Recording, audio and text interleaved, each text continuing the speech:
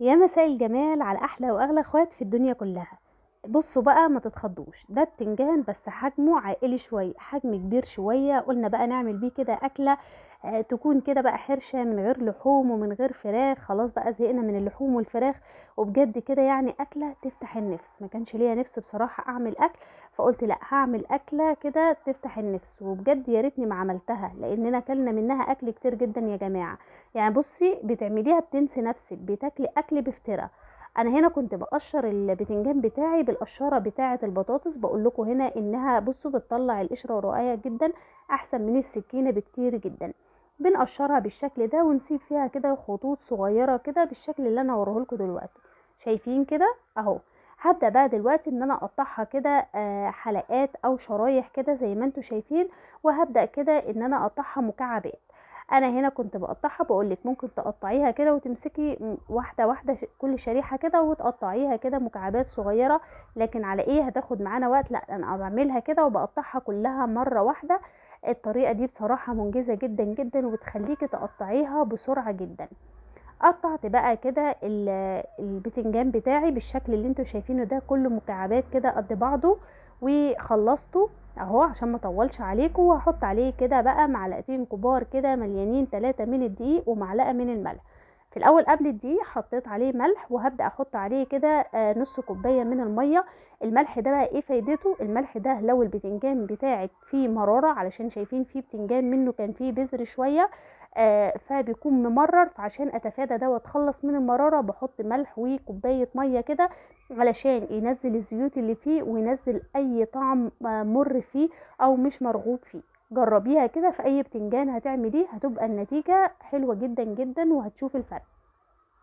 هسيبه بقى كده ساعتين لحد لما البتنجان بتاعي ينزل الزيوت بتاعته ويتخلص من المرارة الموجودة فيه، وهيبقى شكلها بالشكل اللي انتوا شايفينه ده. شايفين؟ ايوه هي دي بقى اللي بتدي طعم مر للبتنجان. هجيب بقى البتنجان بتاعي وانشفه كويس جدا من المية، وهنزل عليه كده بمعلقتين كبار 3 كده من الدقيق، طبعا حسب كمية البتنجان بتاعك. واحط عليهم معلقة كده من النشا وهقلبهم كويس جدا. طب ايه فايدة الدقيق ده؟ ده اللي هيخلي البتنجان بتاعك ما يشربش زيوت خالص. هيخلي البتنجان كده ياخد كفر ومش هيشرب اي زيت خالص. وجربيها بجد تحفة تحفة تحفة. حسيت ان هو محتاج شوية، حطيت له كمان شوية وابتدأت ان انا اقلبهم بالشكل اللي انتوا شايفينه ده كده. خلاص كده البتنجان عندنا بقى جاهز. انا في الوقت ده حاطه كده طاسه على النار تكون فيها زيت كده علشان يسخن كويس جدا. وخلي بالكم من كميه الزيت، عايزاكم تركزوا فيها علشان تشوفوها هتقل ولا لا. وحطيت هنا بقى في الزيت معلقه من النشا. ايوه معلقه من النشا. ايه فايدته بقى النشا ده؟ النشا ده اللي هيخلي الزيت بتاعنا ما يغمقش. عارفين طبعا ان البتنجان لما بنقليه في الزيت بيغمق الزيت او بيسمر الزيت. لا معلقه النشا دي هتحافظ على لون الزيت فاتح زي ما هو. جربيها برضو كده وادعيلي. ولا بتدعو ولا اي حاجه، ما بشوفش حد بيدعي خالص. هحط بقى البتنجان وهبدا ان انا اقليه كده قليه خفيفه كده. وهبدا ان انا اطلعه عندي في المصفى. ايوه المصفى احسن من الورق او المناديل بكتير، هيتخلص من اي زيوت زياده موجوده فيه. ببدأ بقى ان انا كده احاول ان انا اصفي منه اي زيت كده قبل ما اخرجه. بصوا بالمعلقة دي كده او المصفى دي كده، واصفيه كويس جدا واخرجه كده. وممكن تخرجيه على مناديل مطبخ زي ما تحبي. هخلص بقى الكمية كلها بنفس الشكل. وهنا كنت خلصت كمية البتنجان وبوريكم ان الزيت بتاعي زي ما هو. وعلى الرغم ان البتنجان بصوا كان فيه بتنجان منه محبب ازاي، لانه ما كانش فيه اي طعم مر خالص. وكمان ما غمقش الزيت نهائيا. بصوا بقى كده، ادي الزيت الباقي معايا اهو زي ما هو. حطيت كده بقى الفلفل معايا، جبت فلفل كده. والفلفل اوعي تطولي عليه في الزيت، لانك لو طولت عليه طعمه هيمرر وهيبوظ لك الطاجن بتاعك وهيبقى فظيع. فلازم بديله بس كده. بص هي تقليبه لمده دقيقه بس، نص دقيقه الناحيه دي ونص دقيقه الناحيه التانية، وكده خلاص هنخرجه على طول. وخلصت الكميه كلها بالشكل اللي انتوا شايفينه ده، والزيت زي ما هو. هنرجع بقى نشوف هنعمل ايه. وهنا الكارثه، هنا بقى كنت بصور والتليفون عندي ما كانش فاصل، يعني الكاميرا ما كانتش شغاله. وانا والله يا اخواتي ما اخدتش بالي خالص. بس انا هقول لكم انا عملت ايه بالظبط كده على السريع.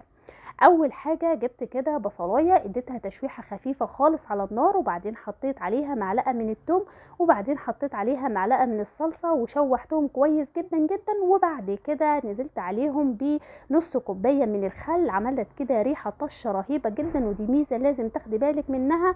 وبعد كده جبت بقى شويه طماطم محترمين، قطعتهم مكعبات زي ما انتوا شايفين كده، ونزلت عليهم وسبتهم بقى كده، وغطيت عليهم وسبتهم يتسبكوا كويس جدا مع بعض. ممكن كمان الطماطم تضربيها في الخلاط نص ضربة او تقطعيها، المهم ان هي لازم يبقى فيها قطع زي ما احنا شايفين كده. وادي كده شكلها النهائي. حطيت عليها ملح، وحطيت عليها بابريكا، وحطيت عليها فلفل اسمر، وحطيت عليها كمان كمون. بس انا بصراحة ما حطيتش شطة، لان اصلا الفلفل عندي شطة نار مولع جدا جدا. حابة تحطي شطة حطي، ومفيش مشكلة خالص. وعايزة اقولك الريحة كانت رهيبة بجد، جوعتني، مع ان في اليوم ده ما كانش ليا نفس للاكل خالص، لكن بجد جعت واكلت اكل منها، يعني ما اقولكوش. ندمت ان انا عملتها بصراحة، لانها مغرية جدا وبتاكل. بصوا بقى شكلها دلوقتي كده، انا بغطيها وبسيبها كده بقى تمتص من الصلصة او الصوص بتاعها ده كده شوية، لحد لما تنشف معايا خالص، من غير بقى فرن ولا اي حاجة خالص، كله على عين البوتاجاز زي ما انتوا شايفين كده. وبصوا بقى الفخامة والجمال، ايه الحلاوة دي! بصوا شكلها اصلا كده لوحة فنية لوحدها، شكلها يجوع، والريحة بجد يا جماعة تحفة. جربوها، والناس اللي بتجرب وصفاتي متأكدة ان انا بقولش كلام وخلاص. دي بقى ناكلها مع ايه؟ ناكلها برز ابيض، او انا بقى بصراحة كده باكلها بقى بودن القطة. ايوه ودن القطة، مين ما يعرفهاش؟ هوريها لكم دلوقتي وهاكل بيها معاكم. لكن الولاد برضو بعمل لهم كده رز ابيض معاها، هي دي ودن القطة، عيش كده بلدي وبعمله ودن قطة كده.